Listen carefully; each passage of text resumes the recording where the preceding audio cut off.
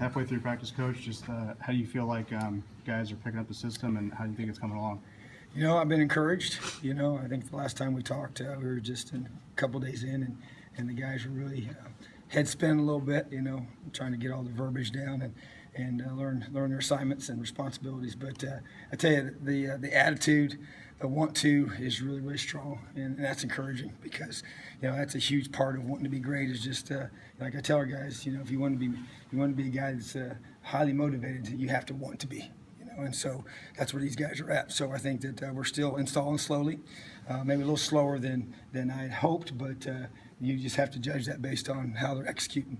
And so today we pretty much didn't do anything new. We just were able to continue to improve the things we have installed, and I thought our execution was probably the best we've had this entire spring. So very encouraged.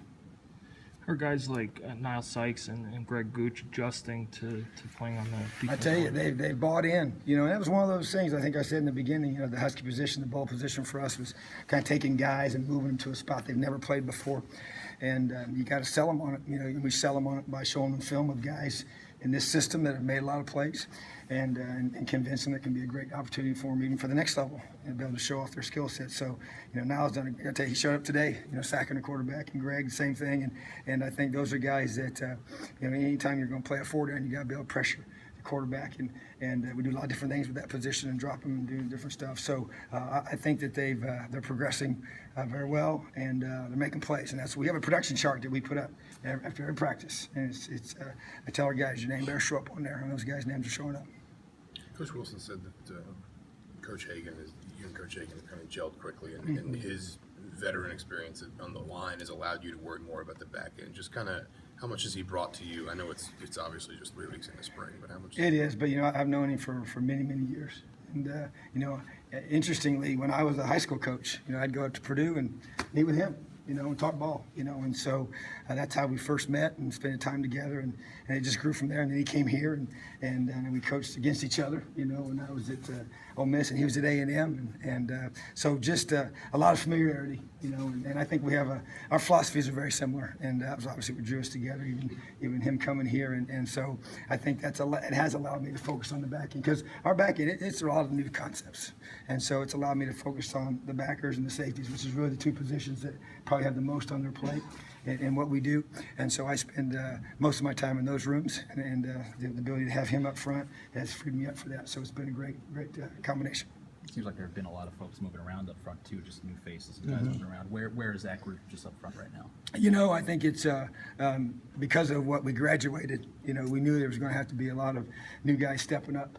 And so I've been encouraged by him. I know you really can't tell a lot sometimes. We'll know more Saturday when you actually, you scrimmage, and everything now is segmented for the most part. So we'll be able to see in that kind of setting if guys show up and make plays. But the improvement from practice 1 till today has been strong. And but you're only as good as your front. It's a big man's league, and the places I've coached, that's going to be the case. Offensively, defensively, and your big guys lead the way. That's what we say, and that's how it's going to have to be. So I think that they're going to be very, very challenged because we got a very good offensive line. That makes them better. Iron sharpens iron. I believe in that concept, and we see it every day because our offense is so talented.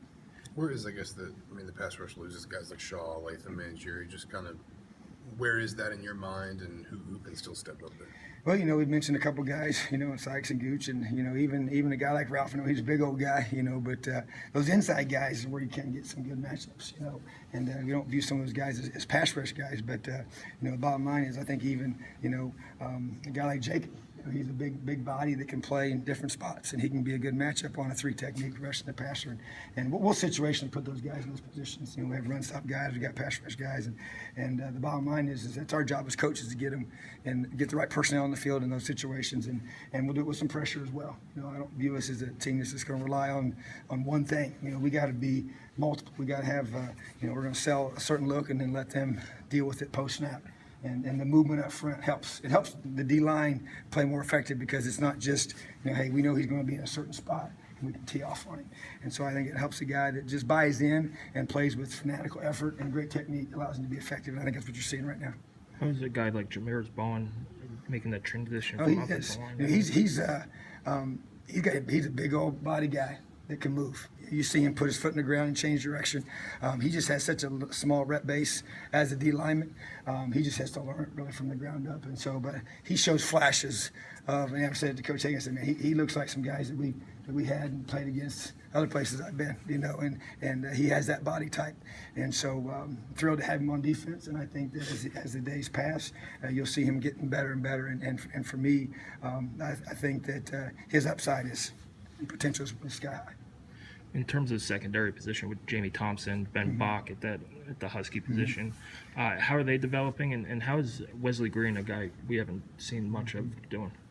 You know, first of all, you know, Jamie's been out a little bit and he's back now, and so good to have him back out there today. So he hadn't had as many reps as we'd hoped at this point in the spring ball, but he'll get there. I thought today he did some great things, you know, for the limited reps he's gotten so far. And Ben's really, it was a totally foreign position for him. You know, so Ben has been a productive guy. You know, I think it's challenged him in some ways to learn the position. And we're going to probably, when we get halfway through here, we'll kind of mix some guys around a little bit. You know, you got to have depth. You got to have different guys who can do multiple things. And certain positions are kind of complements to one another. And so, but I was pleased with both of those guys. And Jonathan Crawford's been, he's been solid. He's just done a great job, really. He's been probably our top playmaker back there.